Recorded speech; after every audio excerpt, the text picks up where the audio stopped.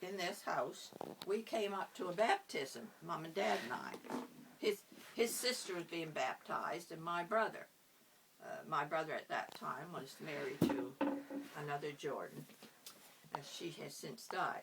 But they were both being baptized, and it was late in October. And I remember my father saying, "Why are they baptizing those people? The water will be so cold." Well, anyway, we got here, and went to church in the morning. Then we come down here, and there he sat out there, half a beard on, and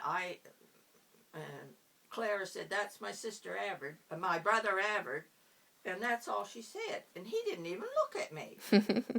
And I just kept staring at him and staring at him. I said, "How do you spell that?" Avard. And she spelled it for me. And I said, "No, you better write it down." And she wrote it on my arm.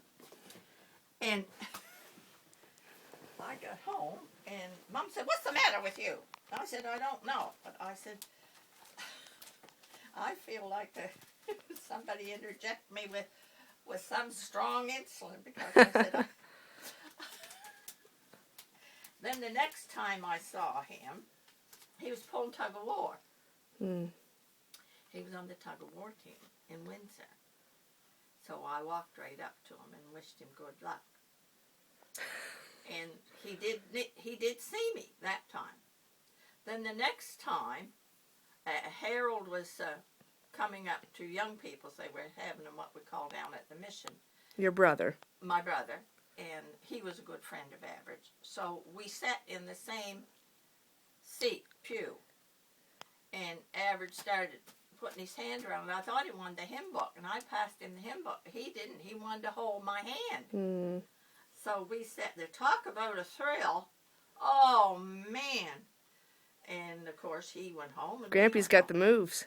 Yeah. But it got better after that. And I think that was our third date when you kissed me. He came up here. No, he came down to my house with, how many miles with him? Did you say it was? Took you an hour to go anyway. And picked me up and brought me up because there was a new minister and he wanted me to be, they call it a sing. People got together for, yeah. And then he had to take me back, and after he delivered me home, he walked me to the door, and I was saying good night, and he just pushed me in at the door, and then, I don't know, can you kiss me? Have you kissed me? I'm telling you, he mocked right on. It was no pick on the cheek. Kiss me.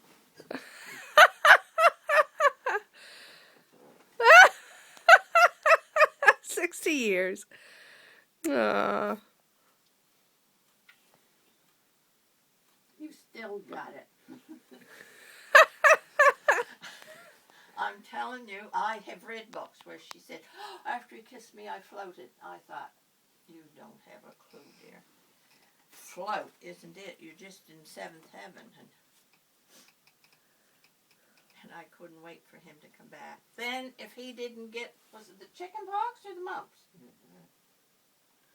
Chicken pox. He didn't come for 2 weeks. I couldn't believe it. I didn't see him for 2 weeks. 2 whole weeks. So how long before you guys knew you were going to get married? I suppose. How long? 6 months. We were engaged in August. Yeah. That's when we went in and bought the rings. Well, we had to get married when he had time off, which was Thanksgiving weekend.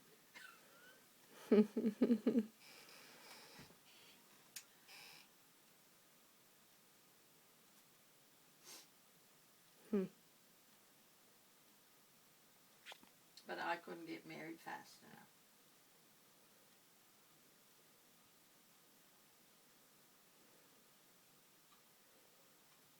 enough. So it was everything you ever thought it would be? And more. Yeah. For me. Yeah.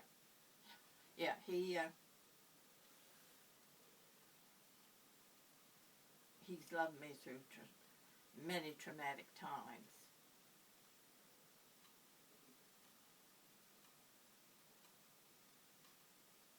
Yeah. I was a teenager with a terrible temper when he married me. And if anybody knows what a terrible temper is, it's horrible. But he would never ever say anything when I would be on one of these spouting sessions, but afterwards he'd say, "You didn't mean that anyway." And of course I didn't. It was just an outlet for my temper. And I prayed, and after I got saved, I prayed and I prayed and I prayed about this temper. And it just seemed it was fastened to me. And then when the children were small, I decided I needed an afternoon to myself. And I would get them playing or napped or something, and I would take time, Tuesday afternoon, an hour anyway, and I'd just spend that with the Lord. It's my Bible and pouring out my heart to Him, and my temper went. And I don't think anybody was more happy than average, because he always got the bite of my. He never deserved it, never ever.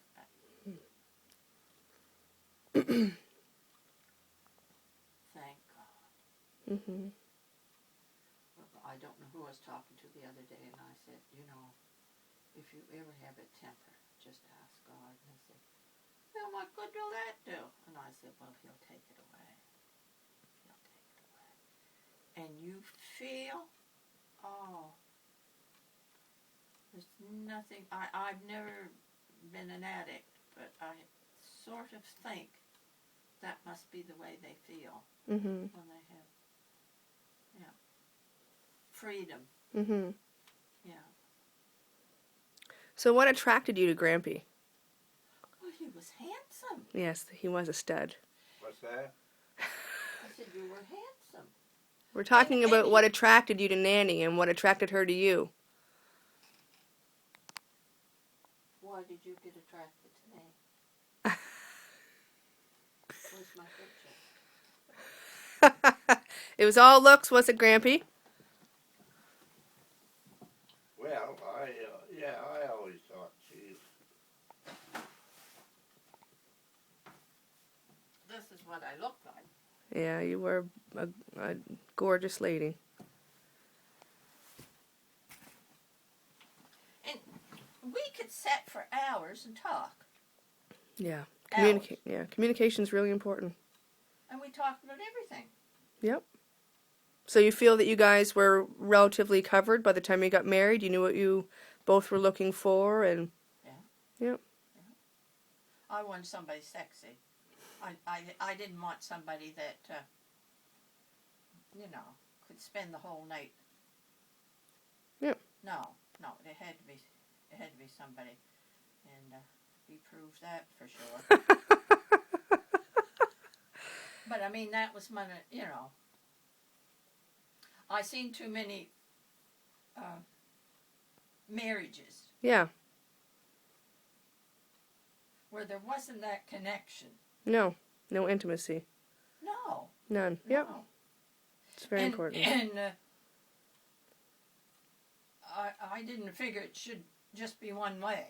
Exactly. Yeah. Oh yeah, we talked about that, and we talked about money, and we talked about kids. Like I say, we were all done at 4. That was to be the family. Mhm. And So Grampy, what about you and your recollection of meeting Nanny? Well, of course, Doug and Esther Armishaw. that was another. They Minister. wanted us to get together and So he let me have his car, and she went around collecting money for the paper, I guess, wasn't it? So that was, they had twins, David and Daniel, and The Armitage. Yeah. Oh yeah, and we babysat their twins. Good experience.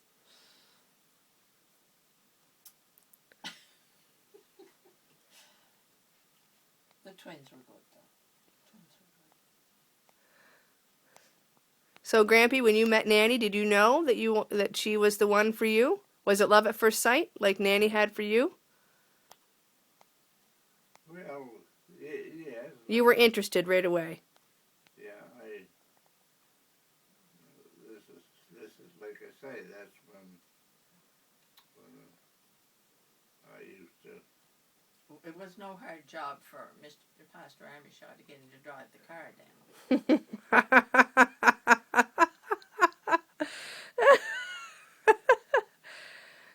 Then when he got his own car, well, he came by himself.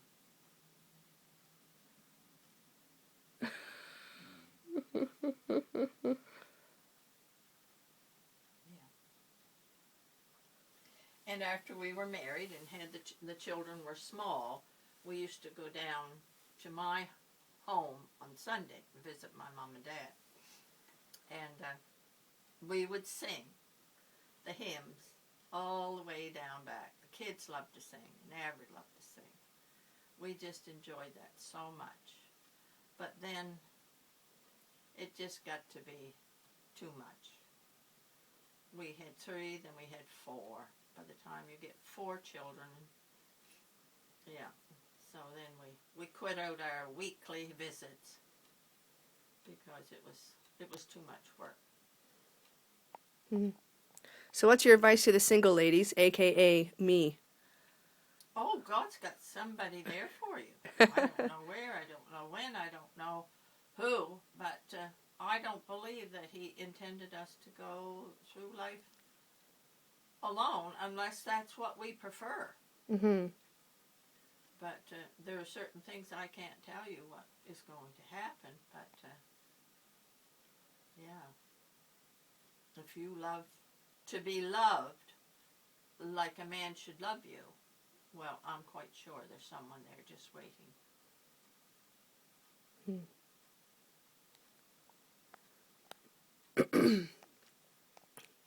Grampy, any advice to the single men pursuing women? Kiss them good. Put your heart in it, I guess. Pardon? Just put your heart in it. No, I guess. And He's so understanding. Now, I pretty well handle all the finances. I told him the other day, I said I could. He said, oh, I trust you, and that's the point, Yeah. I know his bank card number and everything. But that's the way it's always been. He would give me the money and we never had any problem. He trusts me and I trust him, so trust is one of the foundational stones for a good marriage. Definitely. Love and consideration. When I was sick, he did everything. Well, he does today. Even he does a lot of the housework and stuff. But,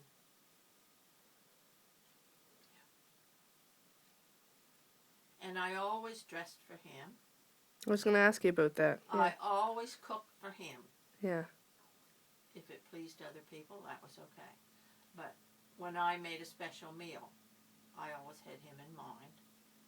And whenever I bought a new dress or had my hair done or anything, I always wanted his say-so. Yeah. I felt that I was a reflection of him. Mm-hmm. and that I should portray that. Mhm. And I like to see him dressed up. And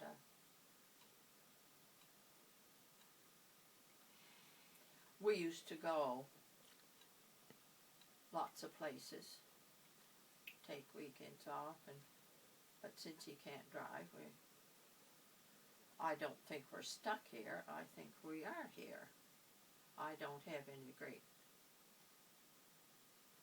urge to get up and go somewhere. But if I did, I don't think he'd stop me. If I felt healthy enough to go somewhere. Mhm. But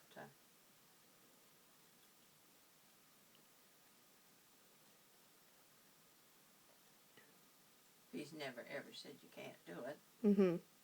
But I would never suggest I do something that I thought he wouldn't approve of. Mhm. So Do you think you guys had enough time together when you had small children? Did you ever get to? no, Yeah. no. There were winters. He never seen the children from one Sunday to the next because he would be up and gone before they got up, Mhm. and then they would be in bed before he. That was one thing that, and so when Sunday came, I wanted them to spend all the time they could with him because. But I was a good mother, Yes, you were. and I always read them to sleep every night when they were small. When they started school, I said to one of the teachers, I said, I always read to them. Now they can read themselves, and they said, never stop. So I didn't until they.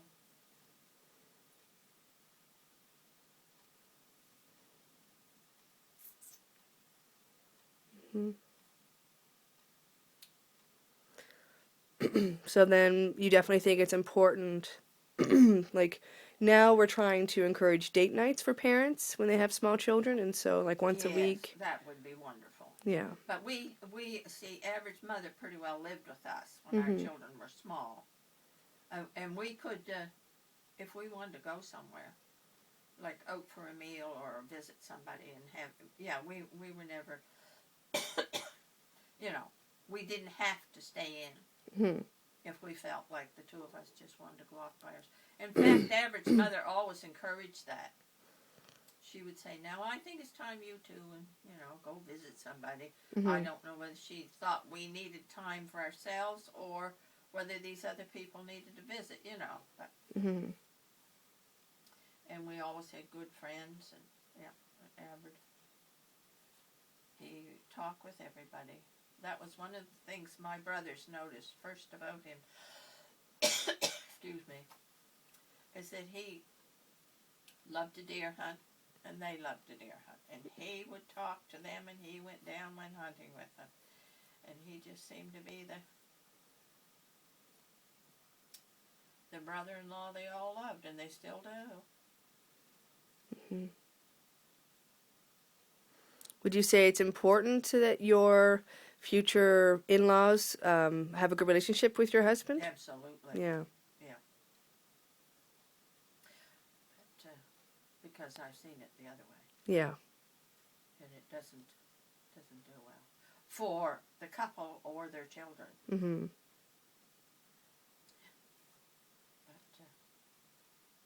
But I don't know what situation he'd have to be in that he couldn't seem to fit in somehow. He talked to anybody, anywhere, and